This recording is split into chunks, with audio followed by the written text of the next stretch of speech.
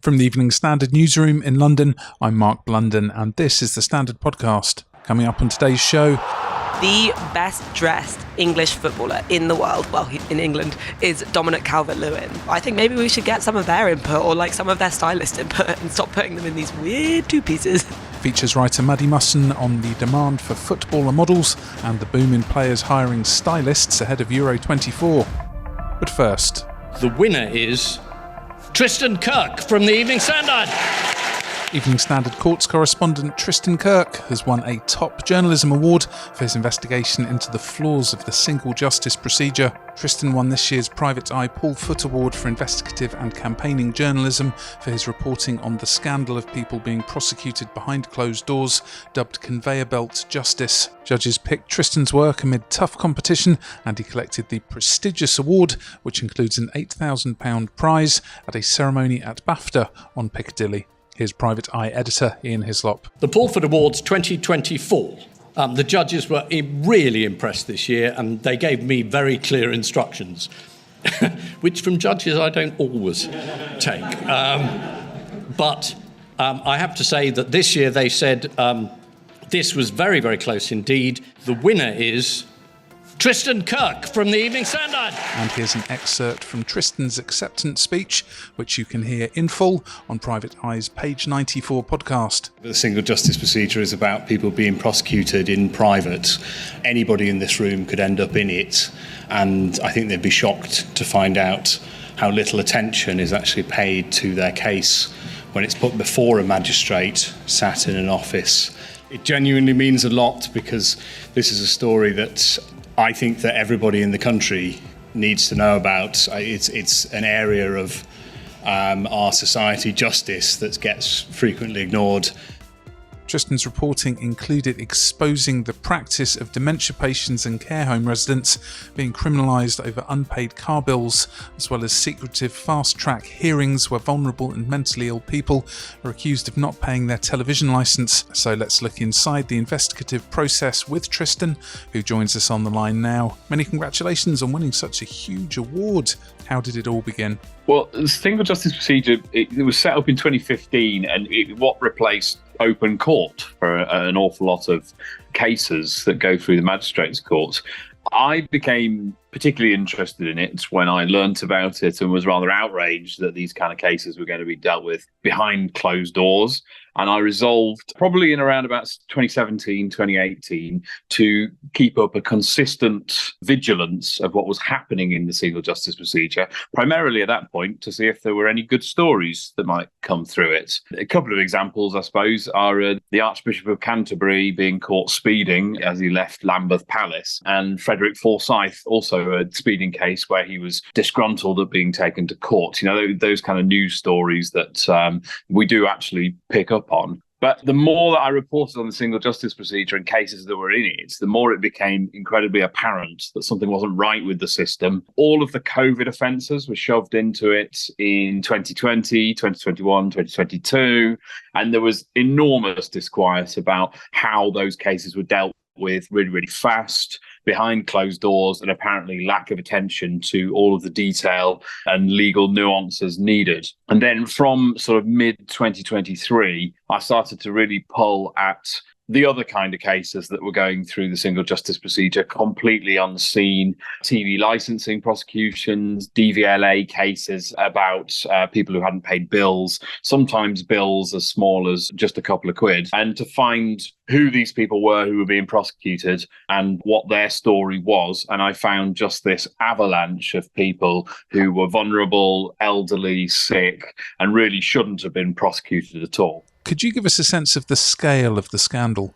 In 2014, 2015, when this system was created, it went through Parliament, barely noticed at that time as this enormous reform of the justice system. And very few questions were asked as to how exactly the public and the press were going to continue to monitor these kind of cases. It was presented at that stage, but to MPs and to Lords, as essentially something that nobody cares about. Now, I obviously find that incredibly offensive as a court reporter for all of these court cases. And we're talking about hundreds of thousands of court cases a year. being put through the courts in private. It's a magistrate sat in an office, or in some occasions sat at home on a computer, pulling up case file after case file and deciding on the written evidence whether to convict them. It doesn't happen in a courtroom, and by law, people like myself and the public are not allowed to attend those hearings. What do you think it says about the need for patient investigative journalism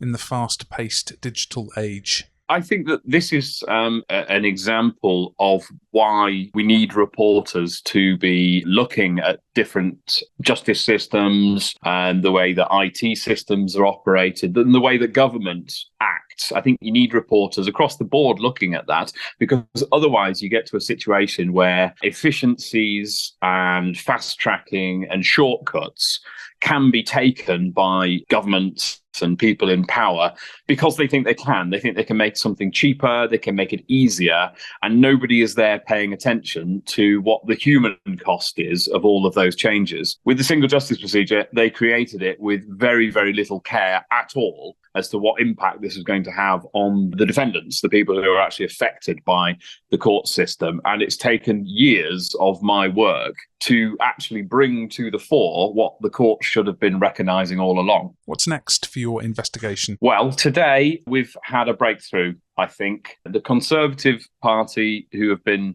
flirting with the idea of reforming the system, have basically committed to it and said, we need to do some changes here, and let's look at it again. The Labour Party, who are, let's be honest, more likely to be the government and in a position to make those changes, has been a little bit more reticent, but has said that we will look at this situation if we get into government, and we will consider any reforms that we would consider necessary. As far as I'm concerned, the sooner the better. Whoever's in the next government needs to pick this up and fix it immediately. The magistrates say it's broken, and there's no excuses not for making changes. Let's go to the ads. Coming up, our expert's verdict on those M&S menswear designs for the England squad. Why not hit follow in the meantime and give us a rating?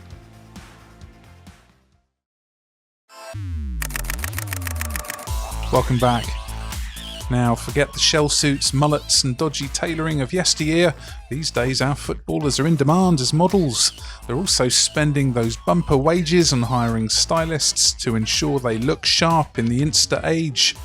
Burberry this week unveiled its football series with England stars Phil Foden and Eberechi Eze. Evening Standard features writer Maddy Mussen has been tackling the subject and also interviewing stylist Jay Hines, who's worked with England players Bukayo Saka and James Maddison. And I'm in the newsroom with Maddy now.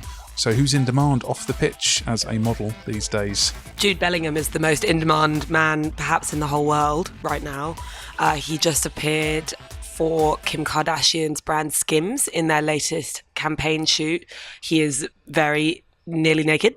I think that basically fashion brands are trying to capitalize on footballers' reach, which is massive. So if you look at Kim Kardashian's Instagram likes, and then you look at Jude Bellingham's Instagram likes, there's something like a 411% difference between them. And Jude Bellingham has just demonstrably more. So it really makes sense for her to be bringing on board this person that is just like hugely influential right now and really can reach so many people. And he's just the man of the moment. And also there is the rise of the footballer's stylist. So can money buy taste? No, money can't buy taste, but money can buy a stylist. So, but yeah, no, it's a lot of footballers now have stylists. I think actually a lot of people don't realise that footballers have stylists. It's not as obvious as actors or musicians who are obviously styled for a red carpet, because you kind of assume then that they have a stylist. A lot of these are like day-to-day looks, or even if they don't have a stylist, they have a personal shopper that can help them pick the right items, curate them.